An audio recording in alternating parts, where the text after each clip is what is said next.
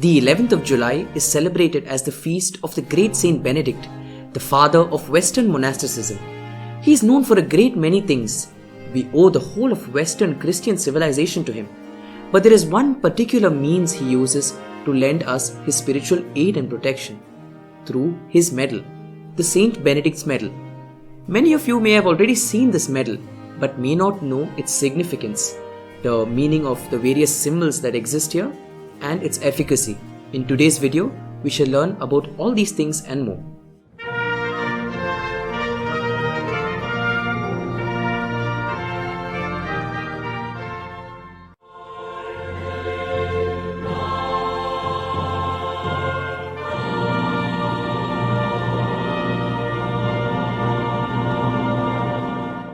Saint Benedict's medal, like any other religious medal, is a sacramental.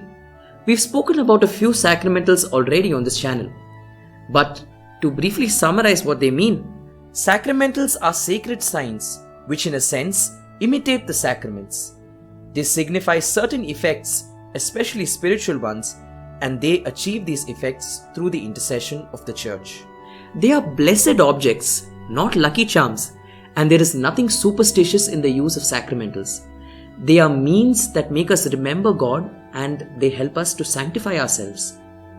At first glance, it's easy to ignore the rich symbolism contained in the medal of Saint Benedict. It has various images, letters, and words connected to this very illustrious saint. So to fully grasp the efficacy of this medal, it's utterly indispensable to understand the meaning of all the elements that it contains.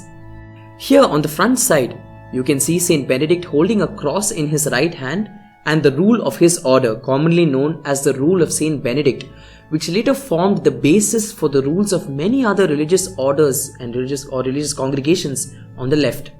There are two pedestals on either side of Saint Benedict. The pedestal on his right holds a cup of wine, and the one on his left depicts a raven that is about to take flight. Now, the story behind these two symbols are very, very interesting. When a person does good, he garners more enemies than friends. The greatest example of this is our Lord Jesus Christ himself. He says in the Gospel of St. John, "If the world hates you, know that it has hated me before it has hated you." Saint Benedict was widely known for his exemplary virtue and his very gentle nature. When the abbot of a nearby monastery died, the monks of that abbey, after much persuasion, convinced Saint Benedict to become their new abbot. However, Saint Benedict was much more strict than they had expected. He reprimanded them for the bad life that they were leading and set forth a series of reforms for the monastery. But the monks were far from willing to change their sinful lives, and they conspired to kill him. They poisoned his wine and kept it along with the other food on the table.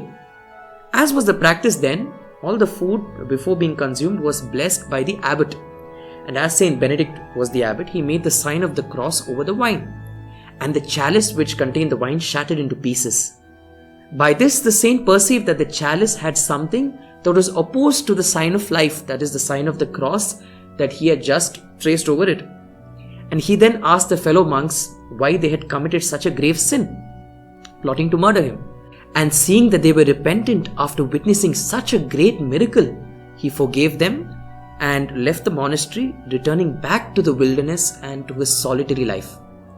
Although he lived a life of solitude, he became very well known for his virtue, the miracles he wrought, and for the number of people who through his illustrious example and his teaching, he drew to serve the Lord. As a result, during his lifetime alone, he established 12 monasteries. Now, as I had mentioned earlier, the medal also depicts a raven seated on a pedestal on the left of Saint Benedict. There's a fascinating story behind this too. Saint Benedict regularly fed a raven from his own portion of bread at mealtime. On one occasion, a malicious enemy poisoned the bread that he was about to consume.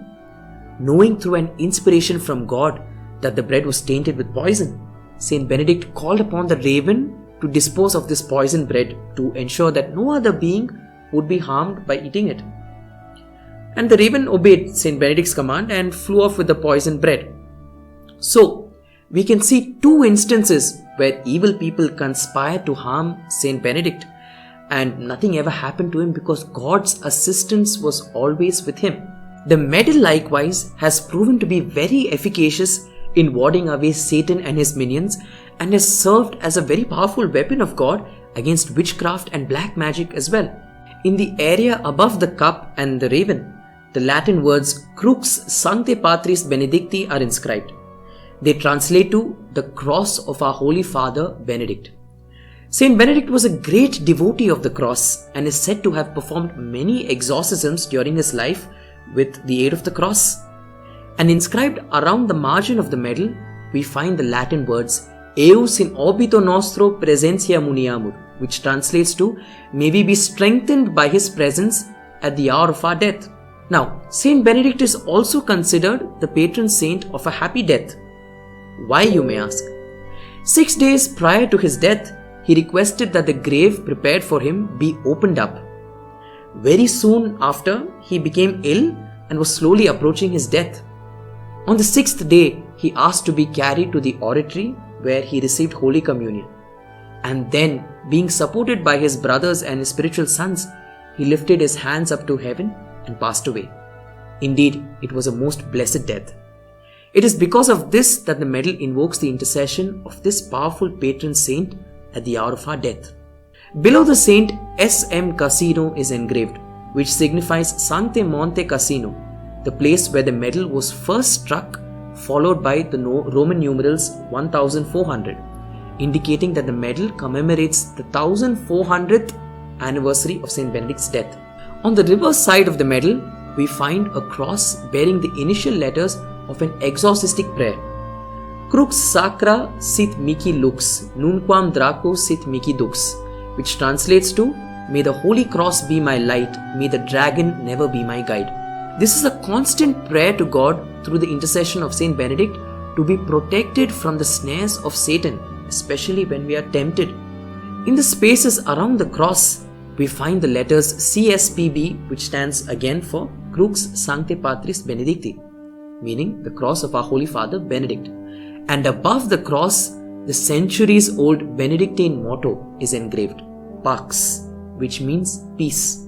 The letters outlining the rim of the medal are the initial letters of yet another very beautiful medieval Catholic formula of exorcism, recorded in a 1415 manuscript in the Benedictine Abbey of Metten, Bavaria. The short exorcistic formula is as follows: Vade retro satana, nunquam suade mihi vana, sunt malaque libas, ipse venena bibas, which translates to, begone Satan, never tempt me with your vanities. Evil are the things you offer, drink your own poison. These emphatic words are yet another defense against the infernal enemy, who, as St. Peter says, prowls about like a roaring lion, seeking whom he may devour. We too, when we are confronted with our temptations and trials against the infernal enemy, we can use this invocation as well. The miracles and aid that Saint Benedict lends through his medal has been testified by very many people who have used it throughout history. If you're wondering as to how this medal can be used, there is no prescribed way for carrying or wearing it. It can be worn on a chain around the neck, it can be attached to one's rosary, can be kept in one's pocket or one's purse, or even placed in one's car or home.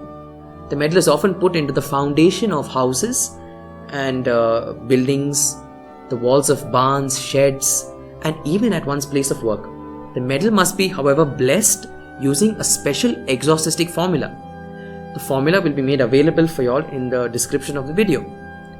It can be blessed by any priest, but it's compulsory that the medal be blessed with this particular formula alone. The purpose of using this medal is first and foremost to call down God's blessings and protection upon us, upon our homes, upon our possessions, and especially through the intercession of Saint Benedict. By the conscious and devout use of this medal, the Saint Benedict's medal, it becomes, as it were, a silent prayer, a constant reminder to us of our dignity as followers of Christ and children of the Catholic Church.